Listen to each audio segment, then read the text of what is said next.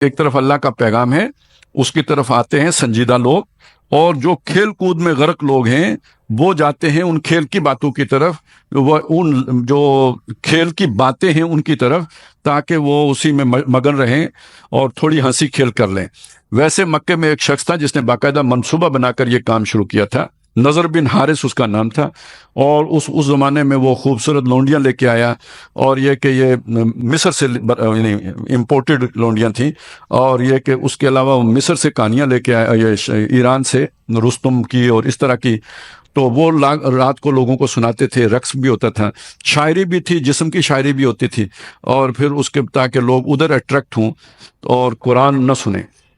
اب یہ دیکھیں دو طرح کی کیفیات ہیں، ایک طرف وہ لوگ ہیں جو نبی صلی اللہ علیہ وسلم کے پاس آتے ہیں، وہ اللہ کا کلام سنتے ہیں، اس سے حظ لیتے ہیں، اور اس رات کو کھڑے ہو کے اللہ کے سامنے اسے پڑھتے ہیں۔ دوسری طرف یہ لوگ ہیں،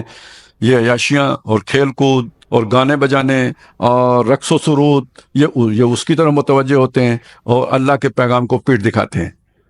یہ تھوڑا سا اس کو ذرا آپ بڑھا کے دیکھیں نا، یہ صرف مکے کا مسئلہ نہیں ہے، یہ پوری دنیا کا مسئلہ ہے، اور اس کو آپ اگر سرمایہ داری کے ساتھ جوڑیں گے تو بات آپ کو سمجھ میں آئے گی۔ یعنی پرانا جو دور ہوتا تھا نا، پرانا جو ریاست ہوتی تھی، امپائرز ہوتی تھی، وہ کھڑی ہوتی تھی جاگیرداری پر، اور یہ جو نئے دور جس دور میں ہم ہیں، یہ کیپٹلزم کا دور ہے۔ یہ جب سے صنعتی انقلاب آیا ہے تو سرمایہ دارانہ دور شروع ہوا ہے، جاگیردار پیچھے چلے گئے۔ اب جاگیردار اس طرح یعنی دنیا کے اعتبار سے اگر آپ دیکھیں تو جاگیرداروں کی وہ حیثیت نہیں رہی ہے، اب سرمایہ داروں کی وہ حیثیت بن گئی ہے، فیصلہ کن حیثیت سرمایہ داروں کی ہو گئی ہے، نظام ہستی وہ چلا رہے ہیں۔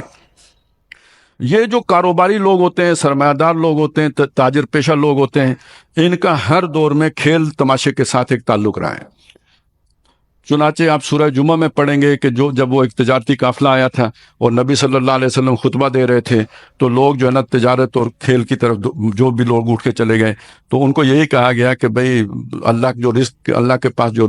وہ آپ کو نبی چھوڑ گئے، وہ ترکو کا قائمہ کھڑے چھوڑ گئے، اور وہ لہو اور اس کی طرف چلے گئے، تجارت کی طرف چلے گئے۔ اس کو اگر آپ سمجھنا چاہیں چھوٹی سی مثال سے تو یوں سمجھ لیں کہ آپ نے دیکھا ہوگا گاڑیوں جب بسیں وغیرہ کے اڈے کے پاس کوئی باندر والا ہوتا ہے، یا کوئی سانپ والا ہوتا ہے، یا کوئی اسی ریچھ والا ہوتا ہے، لوگ اس کا ریچھ دیکھنے، باندر دیکھنے، سانپ دیکھنے چلے جاتے ہیں، وہ تماشا لگاتا ہے۔ جب مجمع پورا خوب وہاں پہ جمع ہو جاتا ہے کھیل دیکھنے کے لیے، پھر وہ اپنی جو ہے نا وہ پٹاری کھولتا ہے، اور اس کے اندر سے وہ جو ہے نا وہ طاقت کا کشتہ نکالتا ہے، اور پھر آپ کو پیش کرتا ہے کہ جناب یہ ایک کپسول کھانے سے آپ حضرت سلیمان والی طاقت حاصل کر لیں گے۔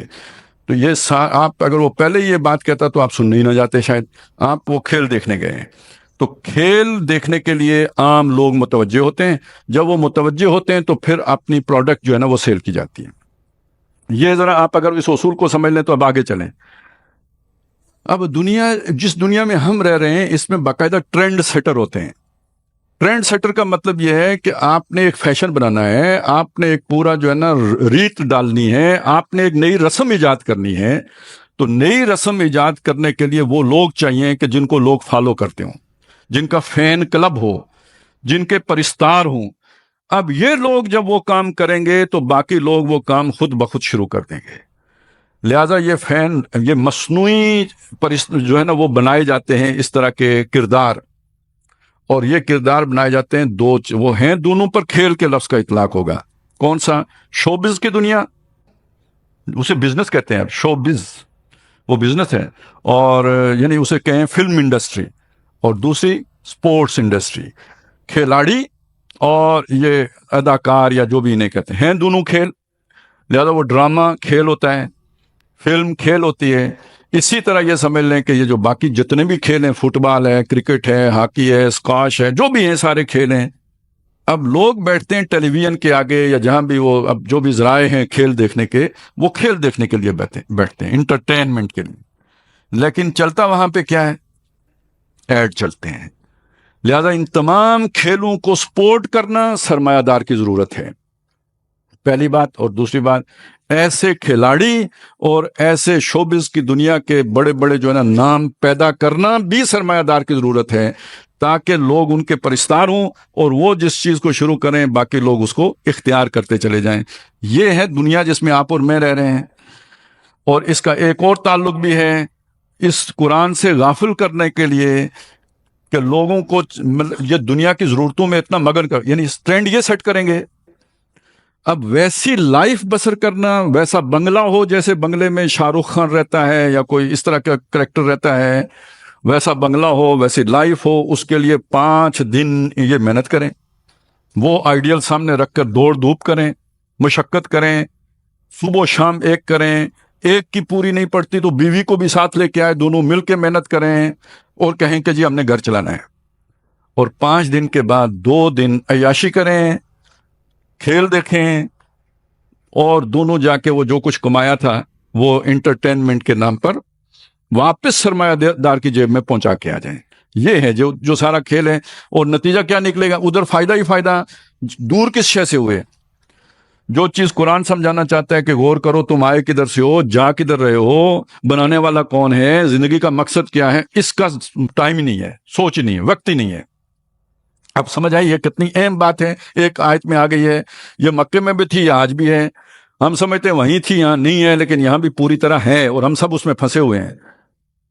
اس کا امپیکٹ کتنا ہوتا ہے آپ ذرا ایک اندازہ لگائیں، اس سے سوچیں کہ ہمارے ہاں ایک بات کہی جاتی ہے، حدیث ہے کہ ٹخنے کے نیچے کوئی کپڑا ہے نا مرد کا، تو وہ جو ہے نا دوزخ میں ہے۔ اس سے بعض جو بھی ہمارے ایک مسئلہ نکالا کہ بھائی اپنی شلوار ہے یا چادر ہے یا دھوتی ہے یا جو بھی چیز اپنے ہے وہ اسے ٹخنے سے اوپر رکھو۔ علماء حضرات اس کا واز کہہ کے تھک جاتے ہیں، لوگوں نے وہ کدھر سے ٹخنے سے اوپر جائے، نیچے ہی رہتا ہے، کیونکہ وہ سمجھا یہ جاتا ہے کہ عزت اس میں ہے۔ اب آپ سوچیں، اس کے برعکس ذرا کر کے سوچیں، کسی ایک ڈرامے میں کسی ایکٹریس نے اپنے پانچے اوپر رکھے، کیوں رکھے پتہ نہیں، شلوار چھوٹی بن گئی یا جان بوجھ کے رکھے،